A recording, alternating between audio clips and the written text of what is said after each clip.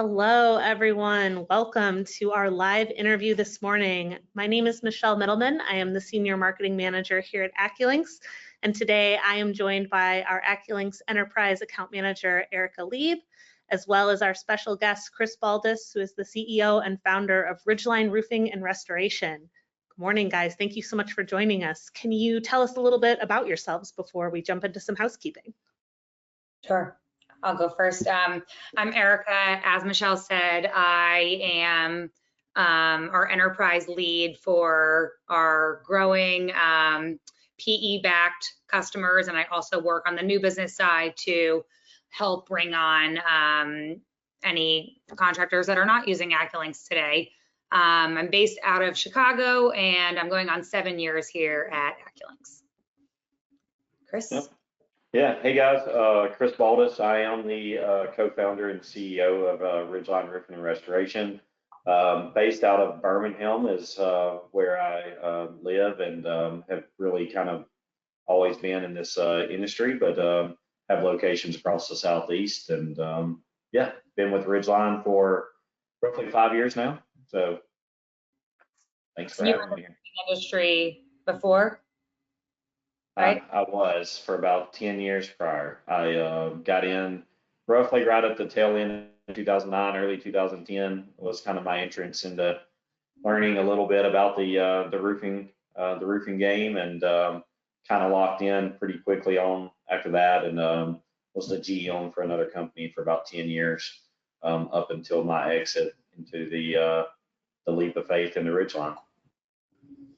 Yeah, I think what brought a lot of you here today is because you're in the process of being merged or acquired, or you're considering it, or you're not considering it and you want to learn about it, or maybe you're just a large multi-location roofing company or trying to go to that point. But you know, being here almost 7 years, it's been like a really interesting shift in the last 12 to 16 months. A lot of good has come from it. A lot of intensity on like the reporting metrics that we owe these PE folks. But, you know, I wanted to understand, you know, from you, Chris, kind of the why, right? What was appealing about this to you? Why do you think you were vetted, and what led you to choosing Bertram Capital? Because we all know there's hundreds of options, if not thousands.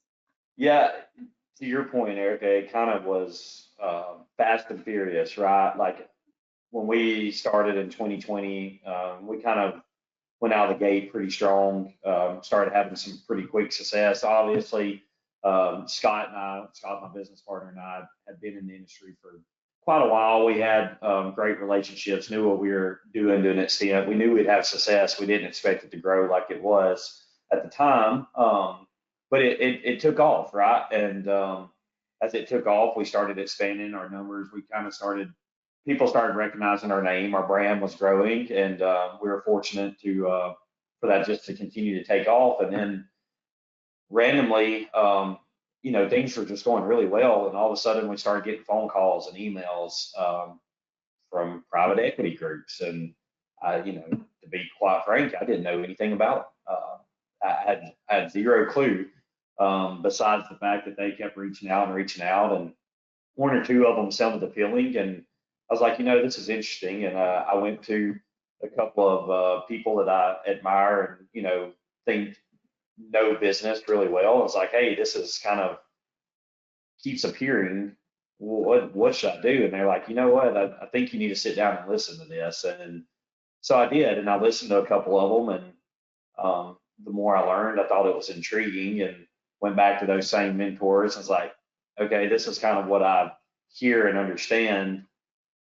You know, any advice? And they're like, I think you should talk to somebody. And they introduced me to obviously a firm that does really well with helping people in this exact situation.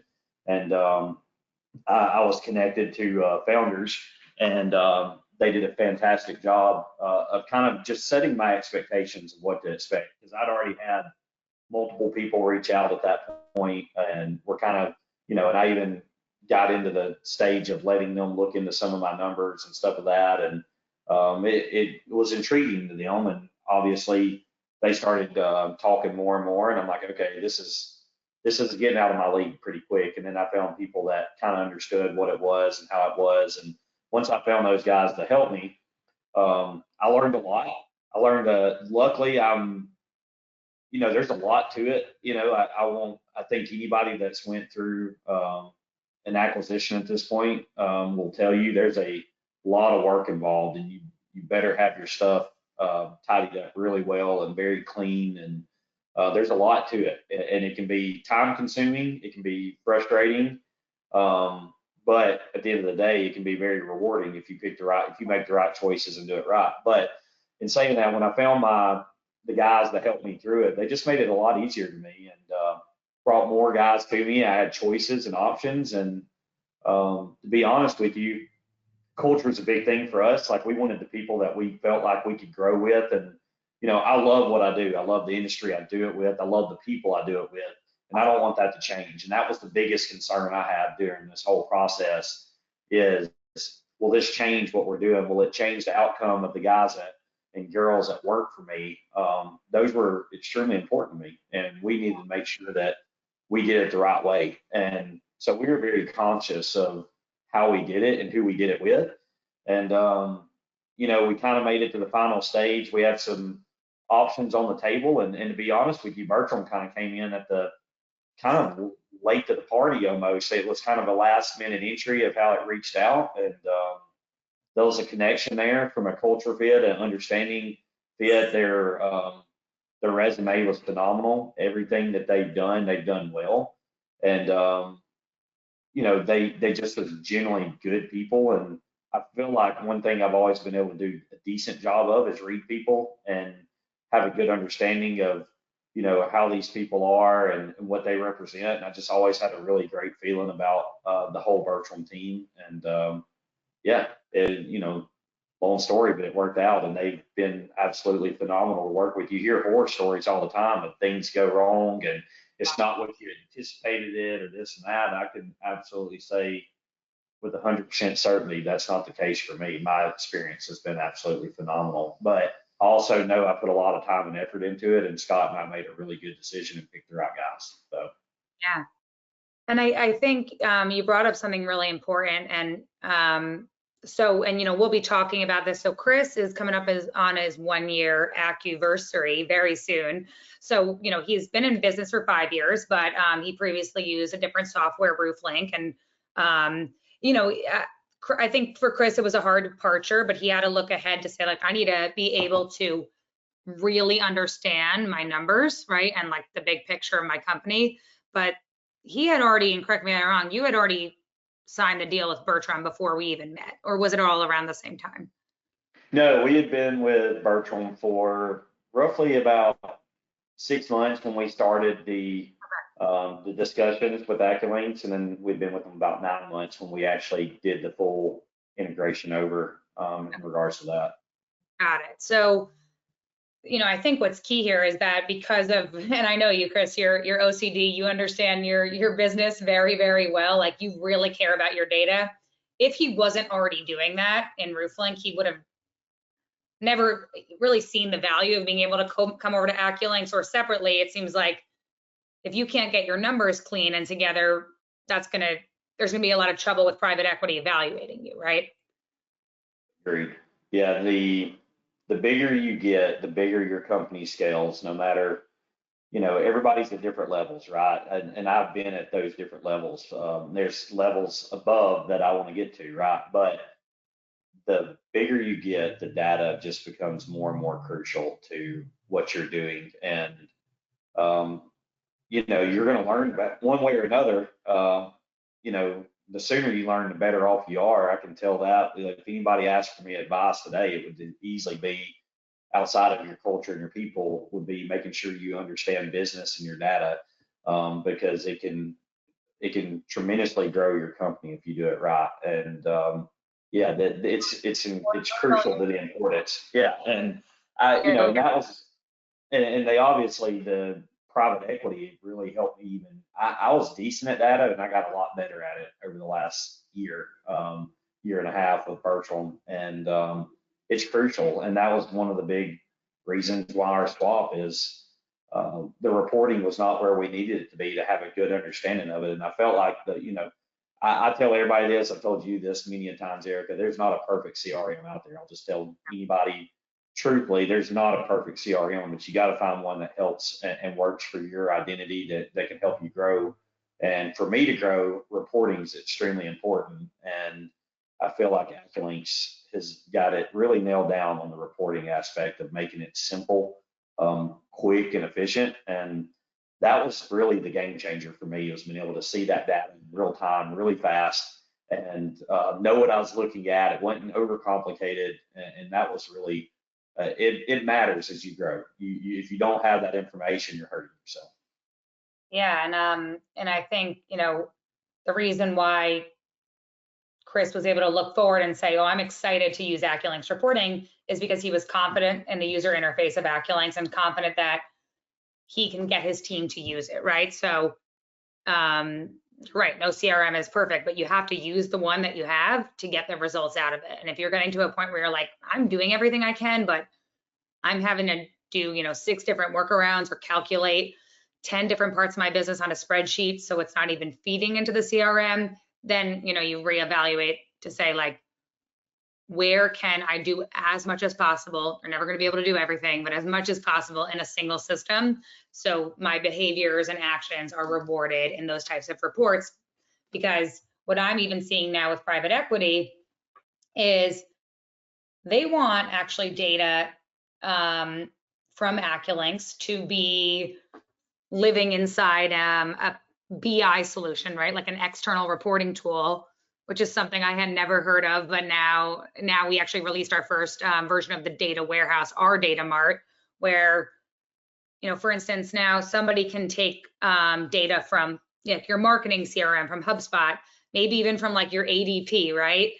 And bring in your AccuLynx data and see, based on sales reps who were hired between the months of September and November of 2024, I want to see how many leads they generated and how many clicks that particular lead source generated from AccuLynx and how many roofs that generated, right? So it's just expanding the world of reporting, but the CRM is definitely the foundation of it. What were your main like fears of going the private equity route? Because I think what a lot of it still is fear. Again, I think my biggest fear was honestly my people. And you hear me say that, and I've always said it, but I was worried if I made the wrong decision, that no matter how it worked out for me one way or the other, I was really truly worried about how it affected the guys around me. I've been in the space a long time. I feel very comfortable with my situation, that no matter what, I'll be okay, right? But it's a lot bigger than me. Ridgeline's bigger than one person and always has been, since we started and as we grew. And that was my concern is, okay, can I take care of my guys the same way? And it's not even that I want it to be an equal opportunity for them. I want it to be a bigger opportunity for them. So I had to think of it as, if I do this, am I giving them a bigger opportunity for their careers and for their families, and giving them the best chance to succeed in what they're wanting to accomplish in life? And that one was weighed on us pretty hard for a while. Me and Scott wanted to make sure we made the right decisions, and that's why it was a process. I think from start to finish, it was about 7-month process. It got really intense for a little bit. As there's a lot of weight on your shoulders that you make the right decisions. And I'm sure some of the guys that that I've even since we've been on and acquired, some of the companies, you can even talk to the guys where they love it now, we're comfortable, and we love each other, but they had to go through that same scenario of worrying about their team and worrying about their guys or themselves, whatever it may be. And that's where I think people get scared. And you'll hear me, and if anybody ever asks me, I'll tell them a million times, like, you got to make sure that the company that you do business with believes in the same things that you believe in. Culture is a real thing. PE is phenomenal if you choose the right ones, but we always hear there's bad contractors out there, right? There's PE firms that aren't that great too. I can just tell you, I've learned a lot over this last 2 years since I've gotten into it. And there's some that, you know, aren't the right fits for whatever reason. They might not be bad guys. They just, not saying anybody's bad guys. They just might not be equipped, for what you're trying to accomplish. They might not be the right pick. And you got to be careful. You got to do your homework. You got to be comfortable with what you're doing. And that's where people can make mistakes. They see a dollar sign or whatever it is, and they just automatically jump to a conclusion. And that's just not the case. You need to be methodical about how you go about it, in my opinion, and pick the right fit that you think, big picture, 5, 10 years, 15 years down the road, where can I be? Where can my team be? And they're tough choices, but I feel like if you take your time and you do your research, you can make sure that you give your chance, you give yourself the best chance to make a great decision, and obviously a big opportunity for you and your team. And something like I've been experiencing, is like I've talked to all different types of PE groups, and some are like, we are mandating that we are all going to be ordering from Beacon and Beacon only, right? Some are saying we're gonna let these guys keep their own CRMs that they want, but they need a double data entry in this other system on a weekly basis. What's your, because I want you to talk a little bit about like the Roof Labs concept, and when you guys started acquiring other companies and why you did that and how that process is working, and kind of just explain like what levels of autonomy versus like this is the overall kind of new Roof Labs brand, and mixing it in with like the resources you're giving them and what you're mandating. Like what does that look like for some of your companies? Yeah, I think it's different for everybody, but for us, it's pretty simple. We know that everybody's kind of got their own unique techniques or something that works really well for them in the market. And we don't necessarily want to change that. Like when we go acquire someone, we're acquiring them because they did a really good job, right? Like, and we really like what they're doing. It's what can we bring to the table to make them even more efficient and possibly even a little better, and get the most out of them, give them the most resources. But to answer that, I am a believer that we all need to be somewhat synced together. You hear of ones that you just do whatever you want and that, and quite frankly, they're the ones that aren't doing very well. And their expectations were too high, and they're not doing what they thought they would be able to do, right?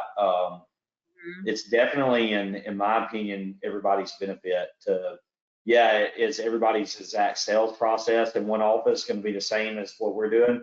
Probably not.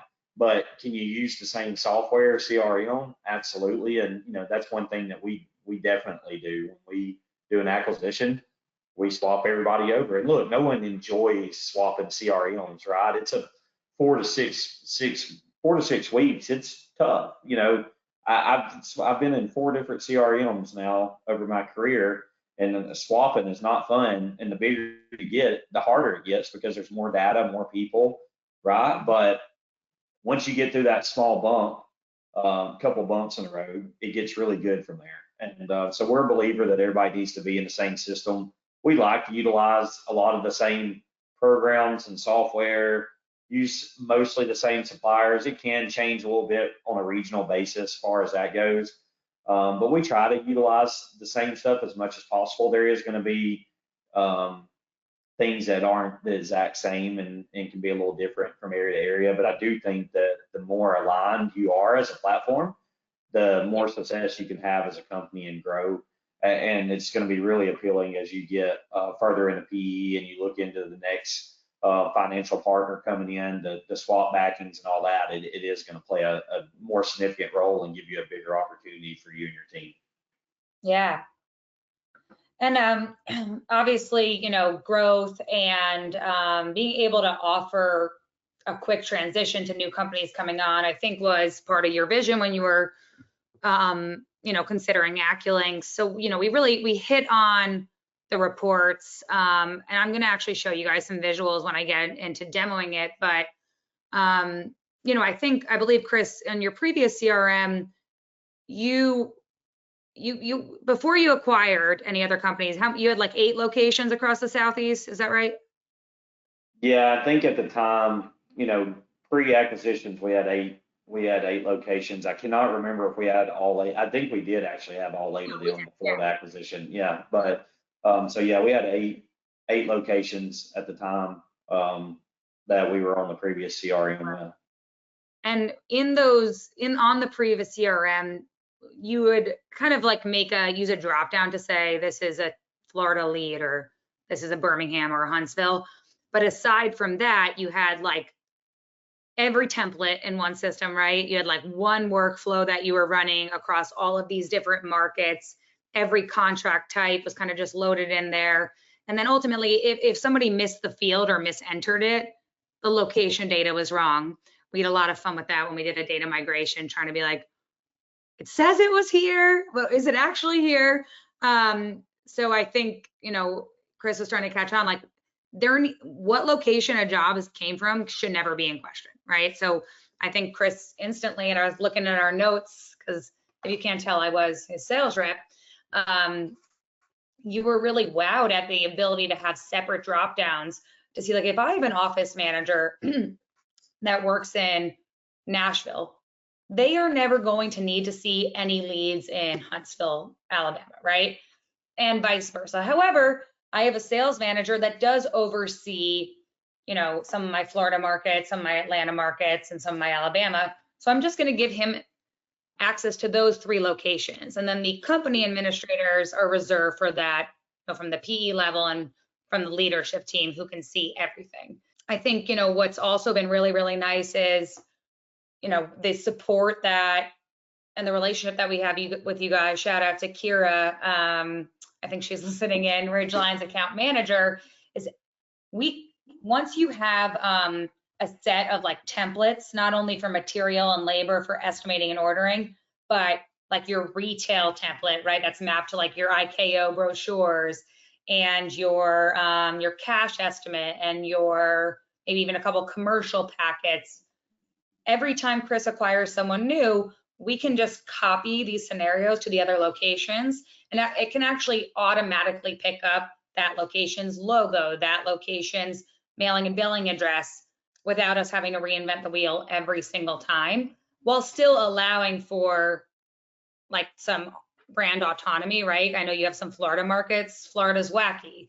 There's a lot more phases in the permitting than there are in Alabama, so we still allow for that that segmentation. Anything else you want to add to that, or? No, I think, to your point, I love how I can just bounce around from location to location very easily. You might have someone working in, say my Tennessee location, but you want to add them to the Florida location. Well, it's a click of a button, so it makes it easy. But it is nice to keep everything separated because, as we talked about earlier, having accurate data is important, and this makes it pretty, AccuLynx has done a good job of making it pretty easy to flow and bounce around from location to location, pull reports from that location. They actually have it, and Erica can probably show you guys, like I can look at a location reporting. Let's say I want to look at the sales report. I can look at that location, but all of a sudden I can go in and I can hit a drop down button and I can add every one of my locations and look into everybody's sales report in the matter of 3 seconds. And I can see it all and compare in comparison. So they made it very user friendly and easy in regards to being able to, bounce around each location, but have the data separated where exactly what's going on in each location. If you need to put it all together, you can very easily do it. But it's, again, accurate data is extremely important as you grow, and they made it, they've knocked it out of the park, in my opinion, on the reporting aspect of it, which is extremely important for us. Yeah, and I think something that I've always appreciated about your team, well, of course, you have to take authority, right? Like when I flew to Birmingham, Alabama, your sales team wasn't like thrilled to see me, right? Naturally, they're nervous that they're switching, right? But and guys, the companies I see that cancel AccuLynx or any CRM is because they let the noise affect their decisions. Like, you let that one sales rep who's really old school still take his notes on a notebook. Like, no, if you do that, you don't work for Ridgeline, right? You do that, you don't work for AccuLynx. So, of course, there has to be a level of enforcement from the top up, but even like 2 hours ago, Chris called me and we're trying to find a solution to give away for his sales reps to get notified when a check, like a received payment, hits the account. And, you don't get a notification because the payment actually came from QuickBooks, but we ended up setting like a daily automated report. And what Chris said was, let's talk to some sales reps and see if they like this, and then we'll decide if we want to continue it on. And I think that's really important too, coming into a system like this, like you bounce your questions off the experts, myself, Kira. I mean, we pride ourselves in having a really hands-on, relationship-based, experienced pre and post sale, years beyond today. I'm sure Chris and I will still be talking. So and then also valuing like what works best for your team. So our system isn't too rigid to say like, oh, we can't do that, but it's not like, oh, it's so customizable that we just give you a plain canvas and we're like, good luck. And then all of a sudden you have to become an engineer, No, I think the ease of it is there for sure. It's not rocket science. It is kind of to your point, like the change, no sales rep loves change. No, anybody, you don't have to be a rep or administrator, manager, whatever. Like change is hard, right? But I think at the end of the day, like even when we made the swap, yeah, that first month, it's just the data migration is the hard part, right? Out of anything. And when you do it, but you fast forward a couple months later and the guys are like, man, I'm glad we changed. It works better. Now that I know what it fully can do, we've had a lot of positive feedback, even though you were super nervous to start with, and probably even frustrated at times, to be fair. When there's data migration of any sort going across, it's frustrating. I don't care what you're doing in any kind of business. And, but it went, we got through it as expected. And now everybody seems to be in a really good space. And one thing I do love about AccuLynx too, though, is, I can bring things to the table and they do take it into consideration. They've added a lot of data to, they add new features all the time. And obviously with the rush of private equity that's came into the roofing industry, I feel like that it's just going to get better and better over these next probably 12 to 24 months. I could imagine the programmers are probably working some long days, if I had to guess, trying to make sure that they can take care of all their customers. But it seems like new features are rolling out quicker than before as well because of the rush of everything. And that's exciting for us. It's just makes it more efficient for what we need to do. Yeah, absolutely. Let's move on to some questions. I think Michelle's going to come back in, and if she doesn't read your question, she will have them emailed to me and I'll be able to follow up with you. Yes, absolutely. And we do have lots of questions coming in, so I'll kind of assign them as they do. The first question is probably for both of you, from Renee, but she's asking, typically, what types of roofing businesses are you seeing being acquired by private equity at the highest rate? Are they residential? Are they commercial? A mix of both? Are you seeing any trends? Go ahead. I would say residential, but I think commercial definitely gets acquired too. I just think that there's more residential businesses to acquire. Obviously, I'm in the residential game, so when I'm out looking to do add-ons to come join our team, it is residential related. I do know a couple of private equity backed commercial companies as well, but they're not near as many as residential as far as what I've seen. Erica's been around more broadband of that. So great question. She probably has more insight than that. I think the answer for me though is both, but more heavy residential. Yeah, I would agree. More heavy residential. I mean, like we have a lot of clients that do like 70% residential, 30% commercial, and 50-50. If you're 100% commercial, we're not usually the best software fit for you. Hopefully someday we will be, but yeah, there's some commercial groups, but not as many, definitely residential. But when it comes to residential, it can be retail, it can be insurance.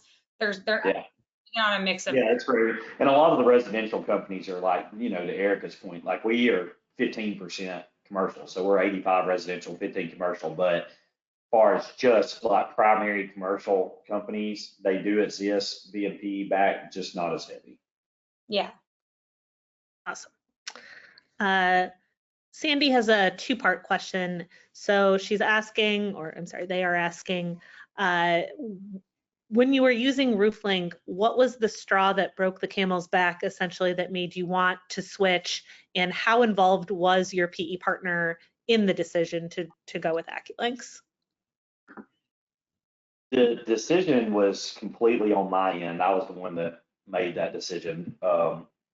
Now, don't get me wrong, my PE backs anything that provides really good data, right? So if it provides good data, they support it. But ultimately, it was my decision. Quite frankly, and I tell people this all the time, and I told Erica for a long time, I really loved my previous CRM, but it got to a point when, as our size grew, that we started being limited on what we could see and what we could do. It started affecting our everyday status at the time. And, you know, that was really what kind of broke it then when we started seeing mistakes, couldn't read the reporting that we wanted to, you know, being able to have fast resolutions, that was at that time, at that point in time, that was where it got really tough for us, as we were growing at such a fast pace that we felt like we didn't have the data we needed to be able to support it at 100%, and we needed to adjust. And that's when we started looking and having to decide, okay, what does this look like for, you know, for Ridgeline long term? And we ultimately, you know, made that tough decision. And we had a great relationship where we were prior. We did. They're great people. It just wasn't what we needed for our company at the time. Was just not. We had to make some adjustments. Yeah. Let's kind of see. Stephen is asking if there are any other metrics or KPIs that you track now through AccuLynx that Erica didn't already cover in reports. Yeah, I've tracked several.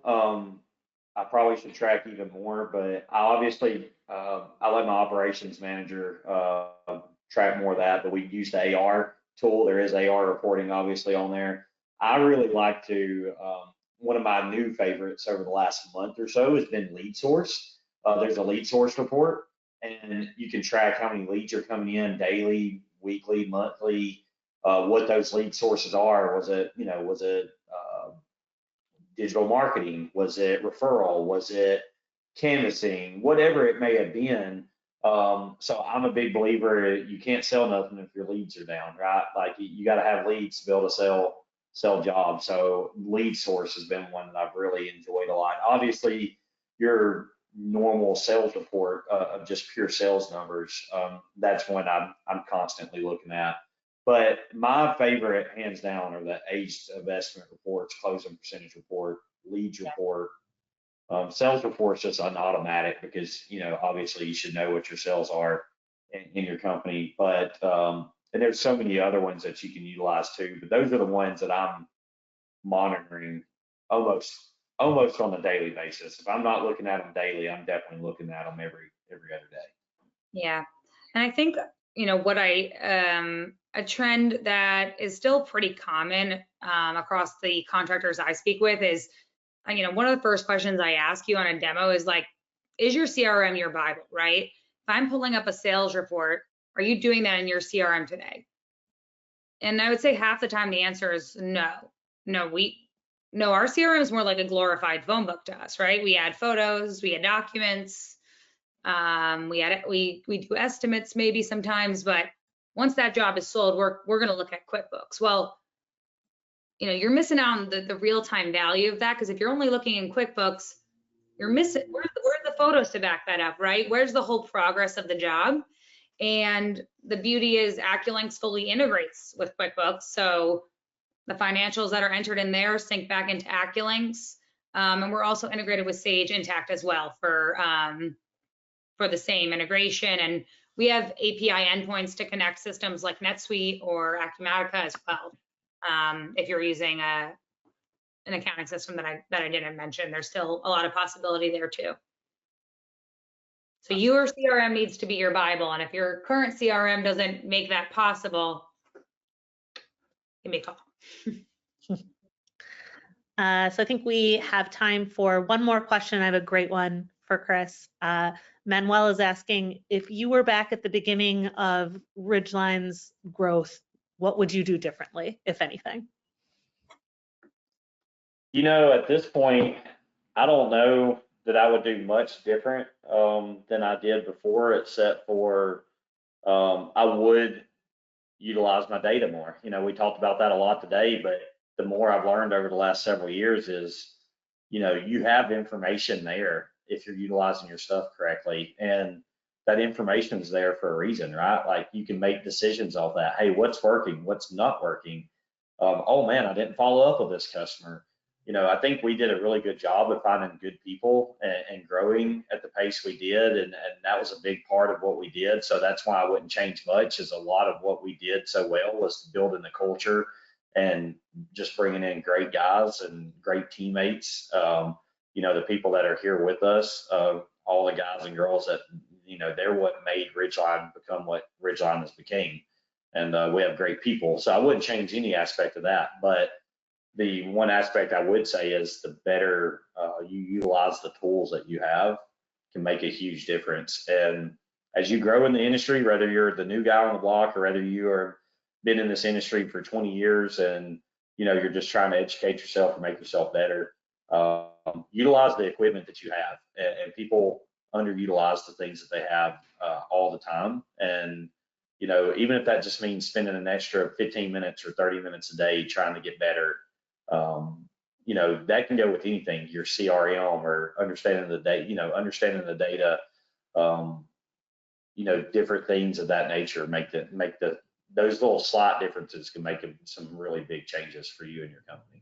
Well, I want to be respectful of everyone's time today, so I am going to cut us off. If I wasn't able to get to your question, please know that Erica will reach out to you afterwards. And this webinar will also be recorded and available on the AccuLynx website, so you can share it with team members who weren't able to join us today, and they can listen and learn from Chris. Chris, thank you so much for taking time out of your day to speak with us and to share your story, Ridgeline's story, and really, you know, provide, you know, this valuable leadership insight specifically around private equity and technology. I think our industry really benefits from having leaders like you share your story. So thank you so much. Thank you guys so much for having me. I appreciate you all as always. Awesome. Well, again, if anyone has any questions after this, please feel free to reach out to Erica or myself, and we will hopefully talk with you all soon. Chris, again, thank you so much. Bye, Michelle. Thank you. Bye, Erica. Bye.